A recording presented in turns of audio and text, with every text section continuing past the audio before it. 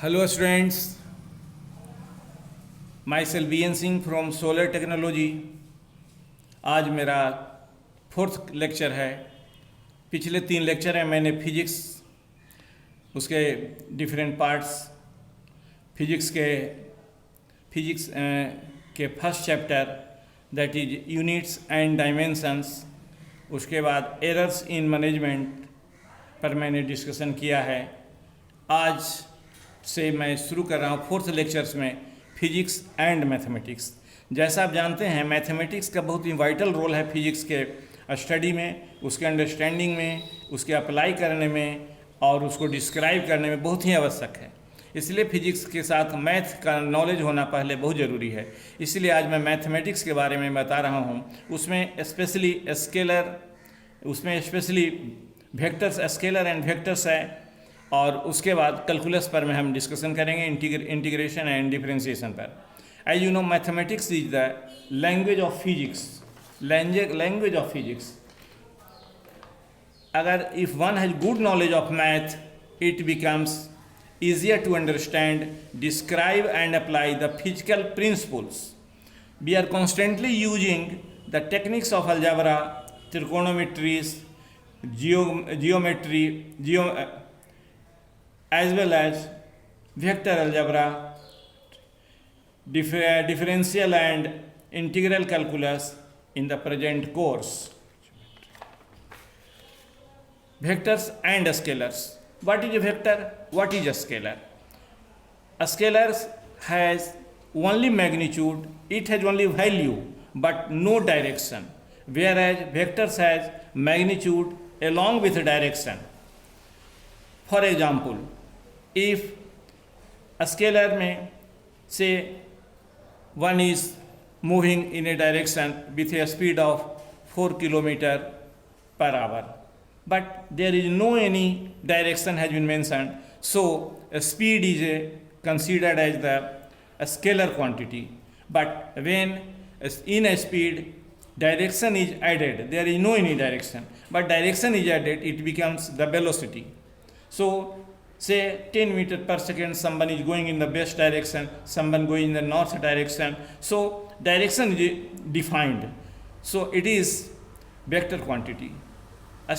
Distance is itself a distance has no any directions, so it is a scalar quantity, whereas displacement is a vector quantity. Work, say if someone is doing work of 10 joule, work का कोई dimension नहीं, कोई direction नहीं होता है, only magnitude है, only value है इसका, so it is indicated as a scalar quantity. Similar is the case force is a vector quantity. So besides electrical field, magnetic field, these all are vector quantity. But one more thing which has magnitude as well as direction but still considered as the scalar quantity, and that is electric current. Electric current में क्या होता है कि इसमें magnitude है, इसमें direction है in the wire, जहाँ वायर जा रहा है, लेकिन it does not follow the triangles rule, triangles का जो नियम है उसको ये फॉलो नहीं करता है. As such electrical current is considered as a scalar quantity. And now question से raise how vectors are represented. तो vectors are represented by adding one arrow on the letters. Say A पर letters पर हम arrow देते हैं, अगर arrow नहीं दे रहे हैं तो that is known as scalar. तो स्केलर पर अगर हम एरो देते हैं तो that indicates the direction. And when arrow is defined, it's one side is tail, another side is head. So in head represents the direction, and total length of the arrow is considered as the magnitude. So magnitude and direction both are here. So one arrow is represented as the vectors. So and this vector may be going in the direction, may be considered in any of the side as arrows, north, west, south, east, anywhere. North, west, east, north, south, west, east, west. So we are considering only the arrow sides. Sometimes if arrow is not and letter has been written in the bold, अक्षर में अगर लिखा हुआ है तो that is also considered as the vector quantity. Acceleration is itself a vector quantity, and if a vector A is the vector, its magnitude is by दो line के बीच में, अर्थात इसको हम बोलते हैं magnitude of A. This is a scalar quantity which is magnitude of the vector A. But when its direction is added, becomes the vector quantity. Again, now we see the types of vector. How many types of vectors are there? One vector is equal vector. Equal vector means two vectors are in such a way that their magnitude are same and direction are also the same. Then we say that it is equal vector.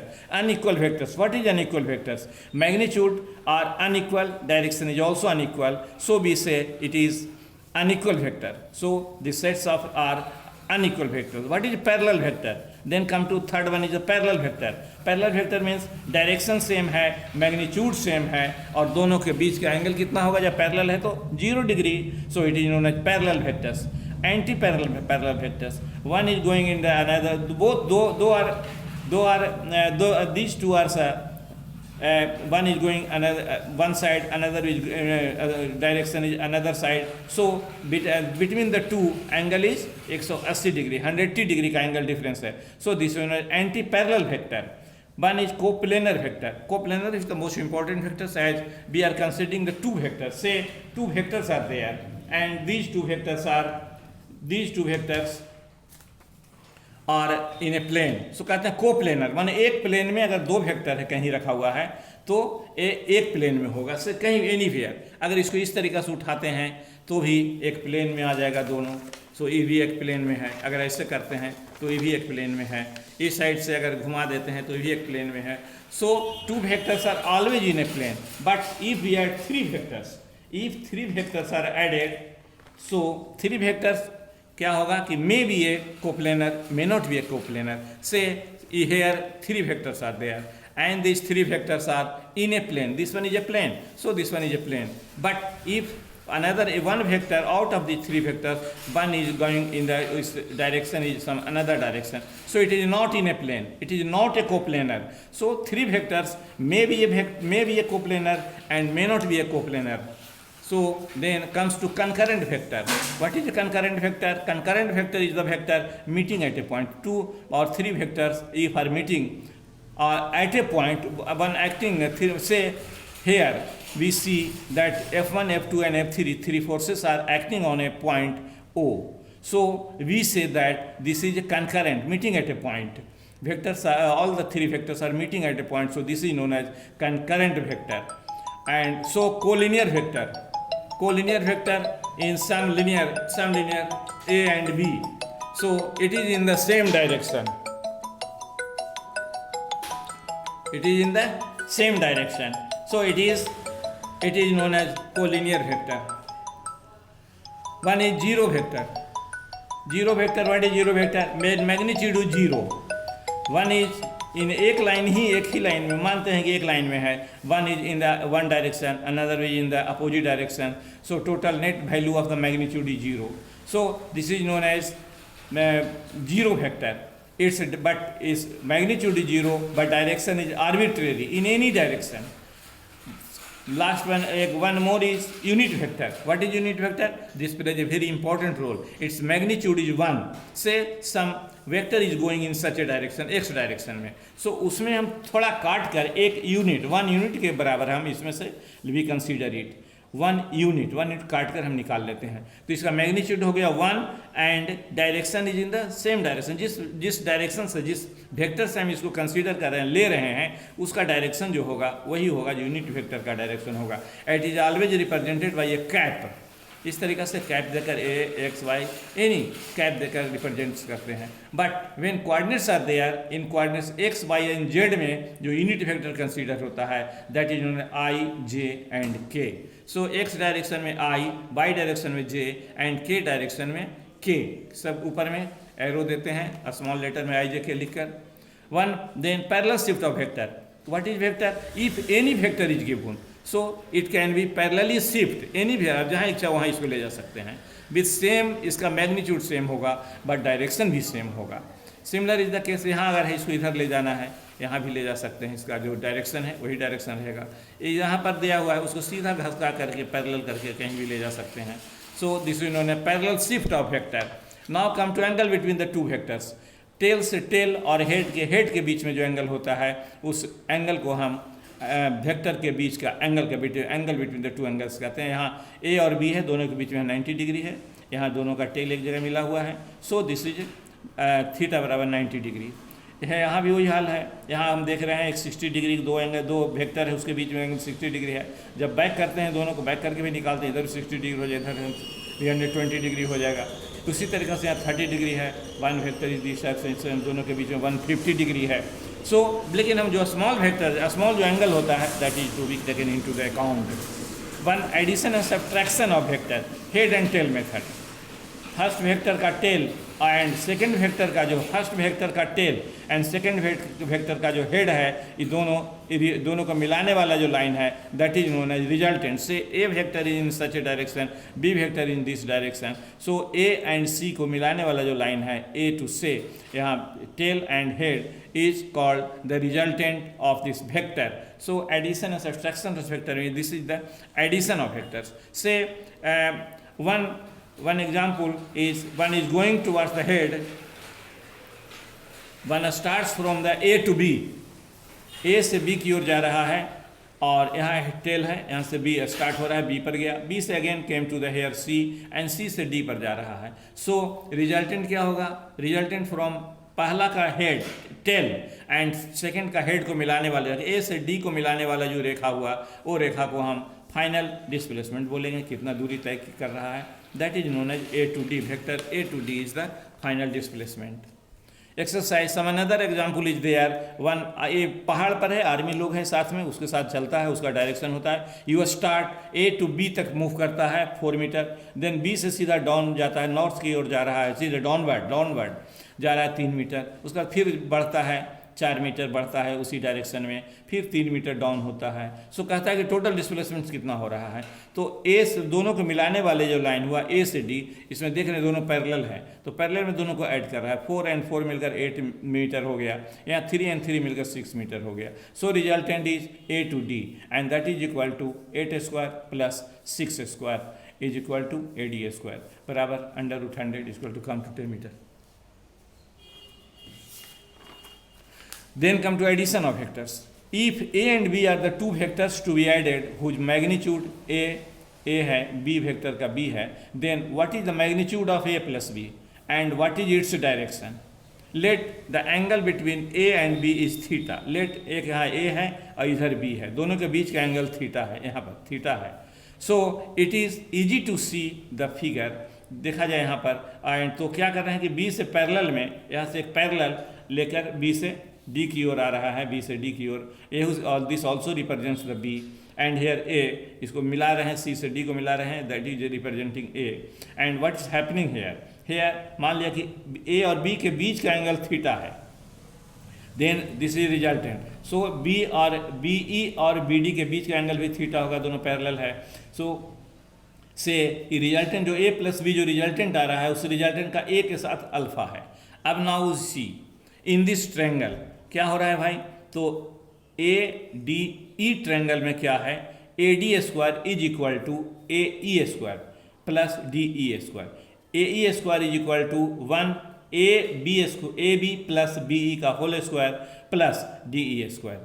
क्या हो रहा है, यहाँ पर vector A है, A plus B cos theta का whole square plus बराबर plus DE is the B sine theta उसका whole square.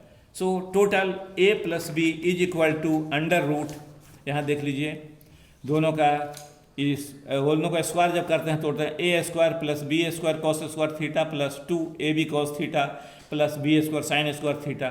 So A square plus 2AB cos theta plus B square cos B square, यहाँ sine square है इसलिए cos square theta plus sine square theta, cos square theta plus sign theta बराबर 1 होता है, इसलिए A square plus 2AB cos theta plus B square.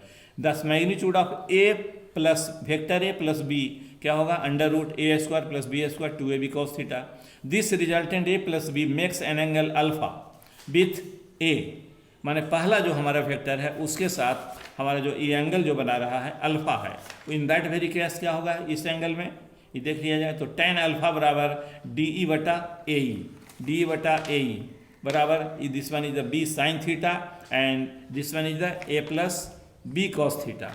This is the direction, this showing the direction of the resultant. Now one example is there, two vectors having equal magnitude A makes an angle theta with each other.